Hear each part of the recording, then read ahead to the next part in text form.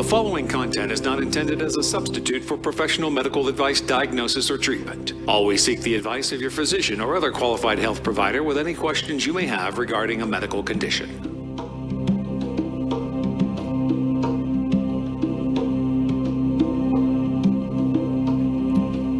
Hello and welcome everybody. My name is Marina Spriggs and I am your host of Always Another Way. I have a master's in professional counseling and I am the IPPY award-winning author of Stop Looking for a Husband, Find the Love of Your Life. I'm also the author of Nasty Divorce, A Kid's Eye View. I write positive divorce advice for the Huffington Post, or HuffPost now, and I'm trained in clinical hypnosis. And this podcast speaks to outside-of-the-box thinkers and open-minded individuals. And if you are rigid in your views and very set in your beliefs, then this is probably not your cup of tea. However, you should note that taste can and do change. So, today we are going to be talking about another way to do life at 40 plus.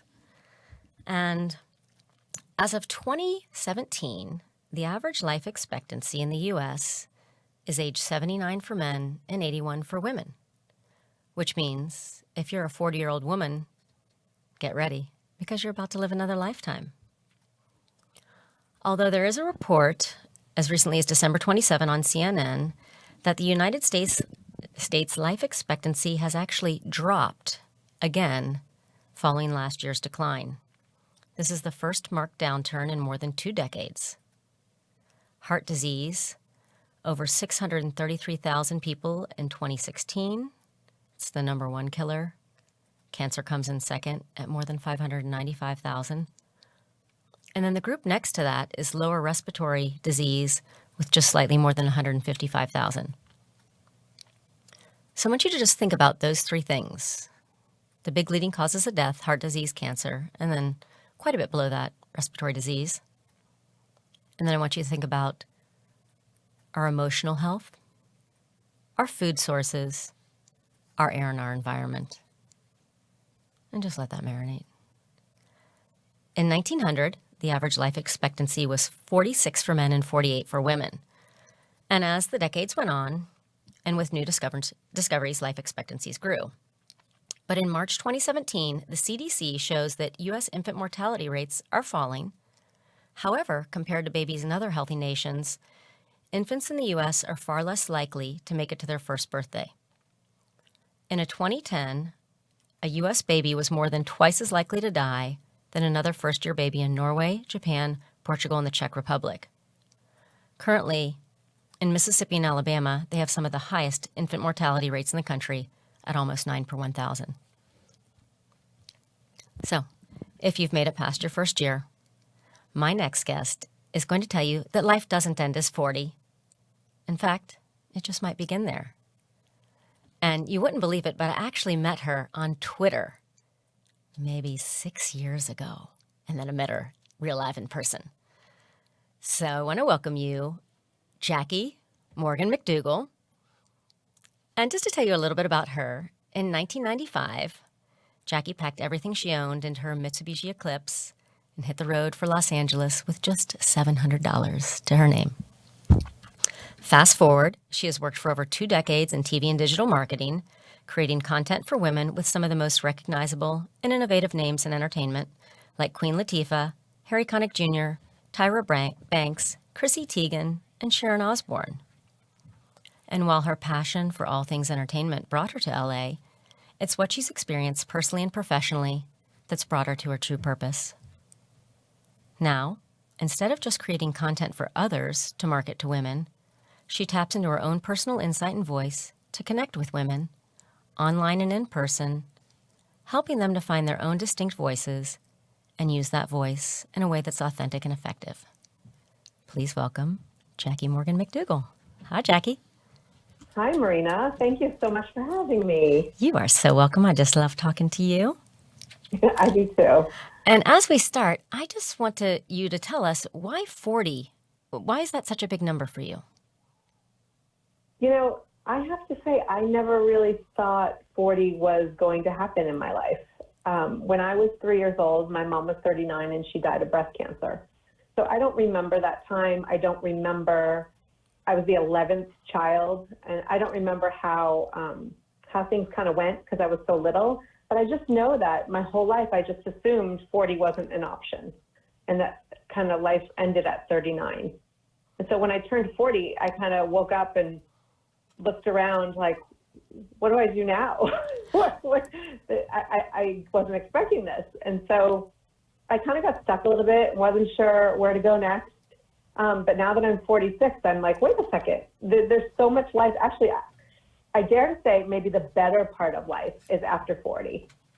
Wonderful. And I'm sorry that you lost your mother so young. And I just, Oh, thank you. I can't imagine, what that would be like, being so young like that, and maybe the kind of dread coming up with that too at that age. But yeah, I think that when you have kind of a deadline, so to speak, you think, it's a very strange place to become older than your mom was. But then once you get past that age, like considerably, it's like bonus time. I'm like, oh, wow, what can I do with this? What can I do with this life that my mom did not have a chance to do?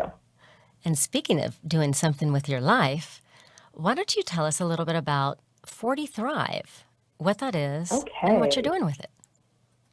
Well, 40 Thrive came to me when I turned 45. I was like, 45, 40 Thrive. I don't know. I need to do something. And so I saved the Instagram name thinking like someday I'll figure it out. And then one day I just woke up and it was like, what I need to do is create a community for women 40 plus. So when I say 40 plus, I don't mean just in your 40s, 40s, 50s, 60s, however. If you're in a place where you want to kind of kickstart that second half, then the group is for you. And so I created a Facebook community to start. And there's, a podcast coming up and some other group coaching and live events and things like that. But I wanted to kind of tap into the minds of these women. And I was realizing when I would ask things like, what's on your bucket list? Or, what do you wish you always did?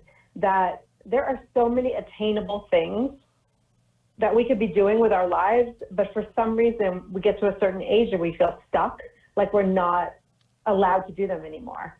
And so 40 Thrive is not only giving you permission to do them, but giving you the tools and the encouragement and the support in the community to really like kick life up a notch. I love it. And I am part of the 40 Thrive community because yes, you are. I am 45. And and you're having an event coming up.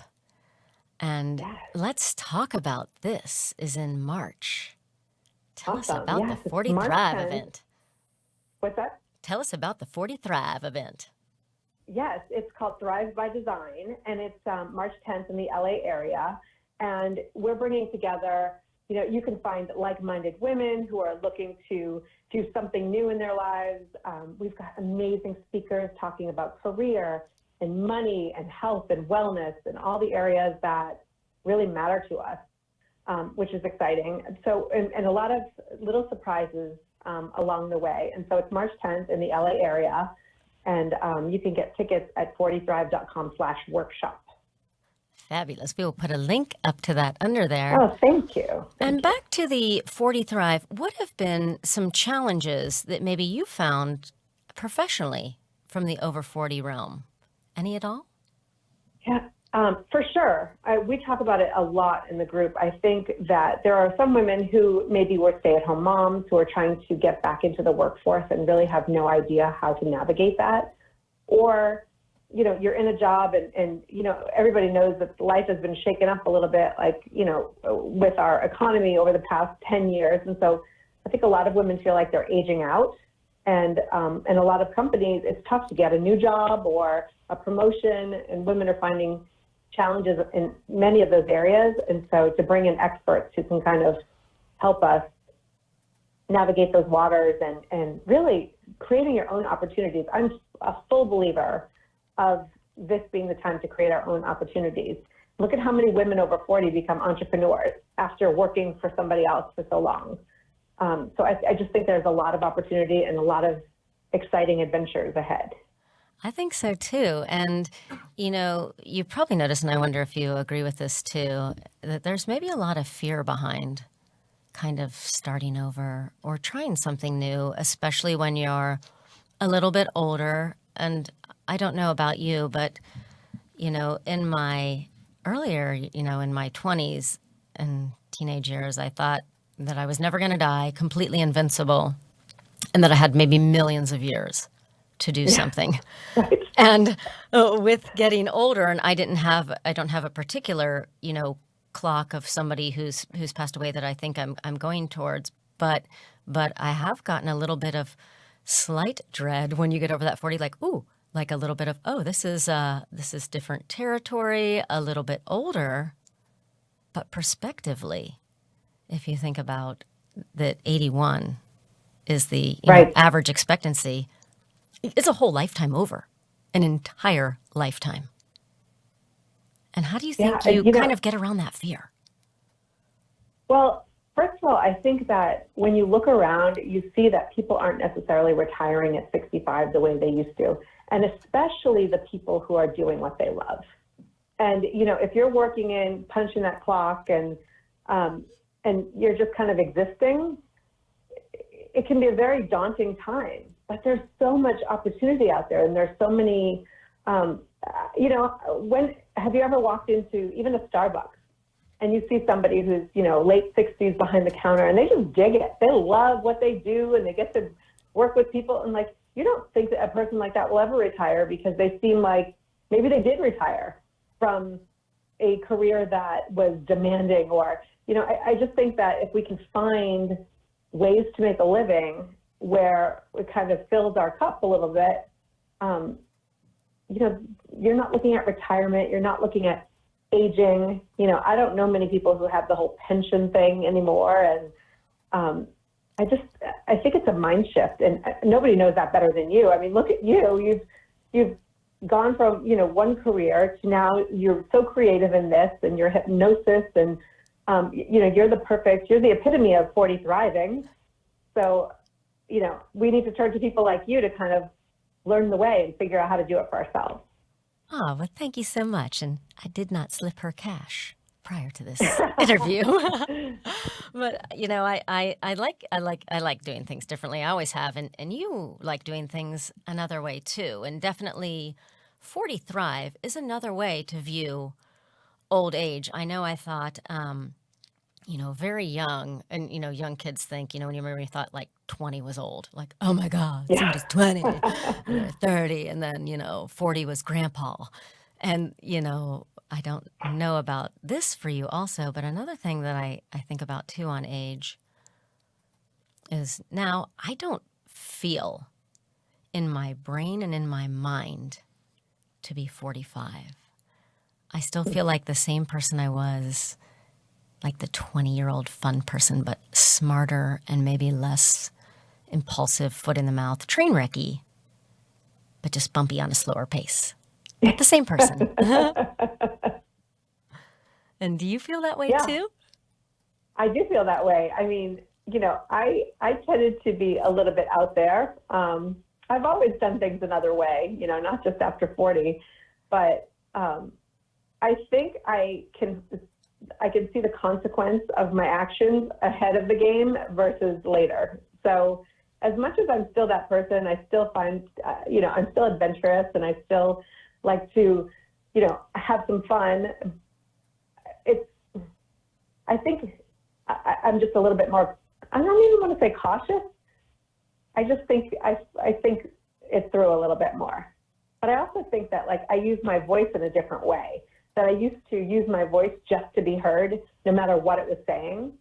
And now I'm finding purpose and meaning and using my voice in a way that I feel I can elevate people.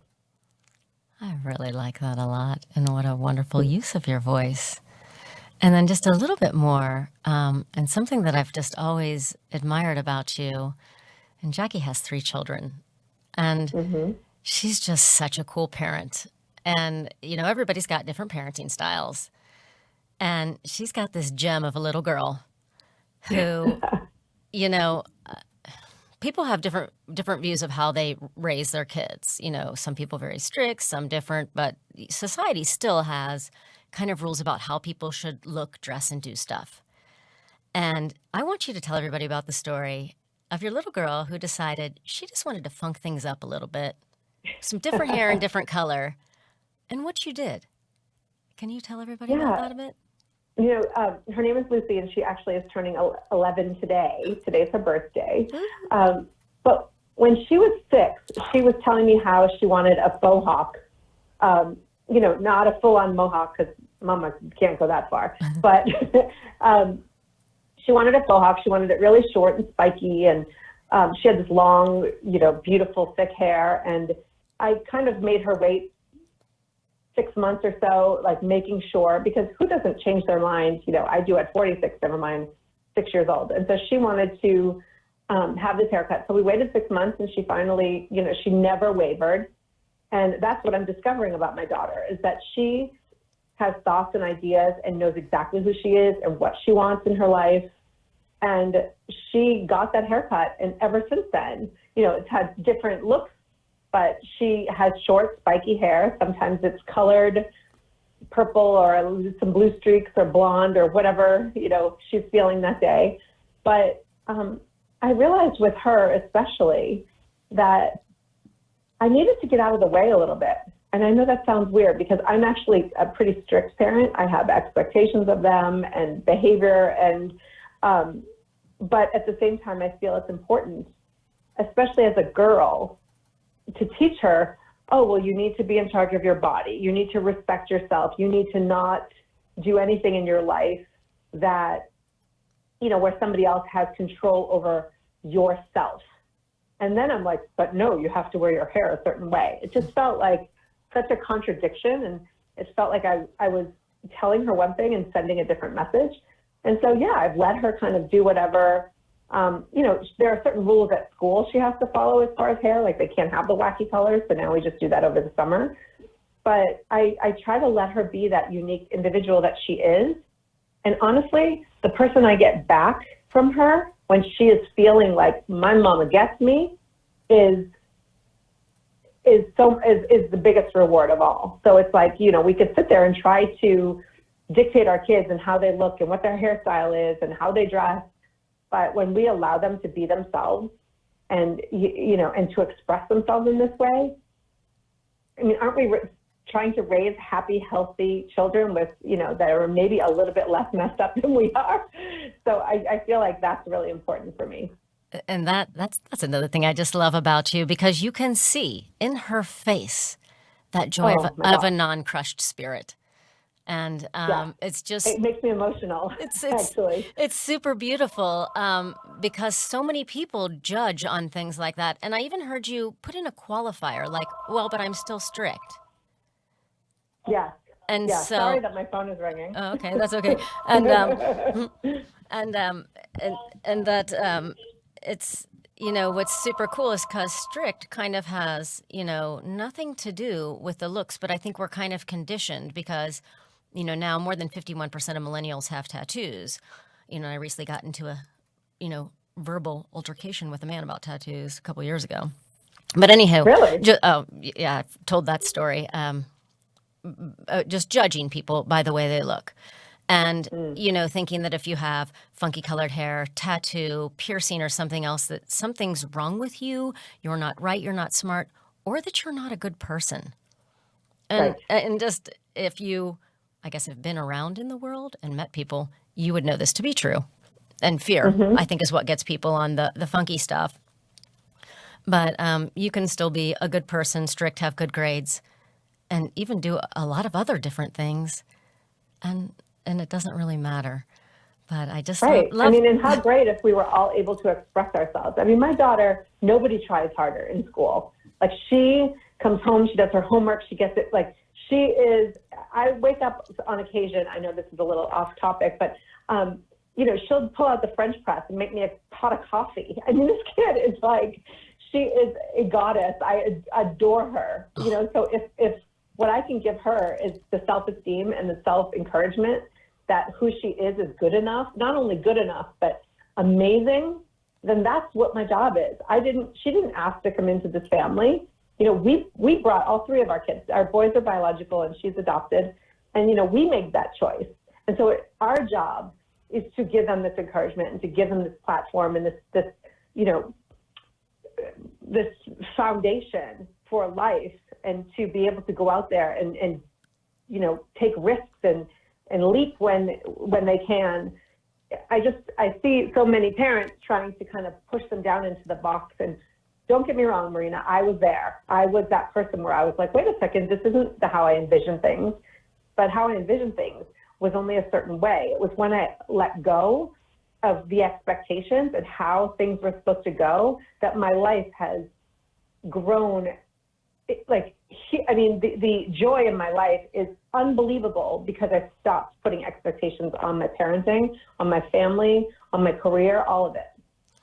I love that too. And it is the expectations. And I'm going to forget who the therapist is who was talking about, and he calls it like masturbating, not masturbating, but masturbating about when you must do things and expectations. And Right. ding dong, I should know this, but I don't. Maybe somebody will come in on that.